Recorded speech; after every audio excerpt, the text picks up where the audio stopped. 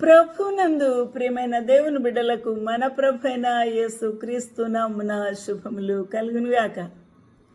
ఈ యొక్క దినమందు దేవుని యొక్క వాక్య ధ్యానం కొరకు పరిశుద్ధ బైబిల్ గ్రంథం నుండి నీకు ఆ గ్రంథము ధ్యానం చేస్తూ ఉన్నాం. మొదటి అధ్యాయము 16 వచనములో ఇలాగూ రాయబడి ఉంది. జీవజల ఊటలు by doctor Swapna online ministries నుంచి వెలువడుతున్న ఈ యొక్క వాక్య ధ్యానము మన జీవితములకు ప్రభు ఆశీర్వాదకరంగా ఉంచునుగాక. ఆమె ప్రభునందు ప్రియమైన వారలారా, మొదటి అధ్యాయంలో దేవుని యొక్క ఉగ్రతను చూసి ఉన్నాము. ఆ షోమ్రోనును బట్టి, జెరూషలేమును బట్టి, గాతును బట్టి, మరియు షాఫీరు, మారోతు, లాకీషు, మోరేషద్గాతు మరియు మారేషా అను నివాసులందరి గురించి దేవుని యొక్క ఉగ్రత ప్రకటించబడింది.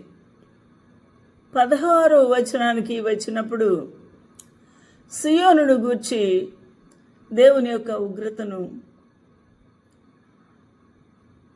బయలుపరుస్తూ, సియోను నీకు ప్రియులగు వారు నీ వద్ద ఉండకుండా పట్టబడి ఉన్నారు. సియోను వాసులు అనగా యెరూషలేము వాసులు, యెరూషలేములో ఉన్నవారు అనగా వారి యొక్క ప్రియులు, వారి యొక్క రక్త సంబంధులు, స్నేహితులు మరియు ఆయా నివాసులు యెరూషలేములోను సియోనులో ఉన్నవారు, వారు ప్రియులే కదా ఒకరికి ఒకరు.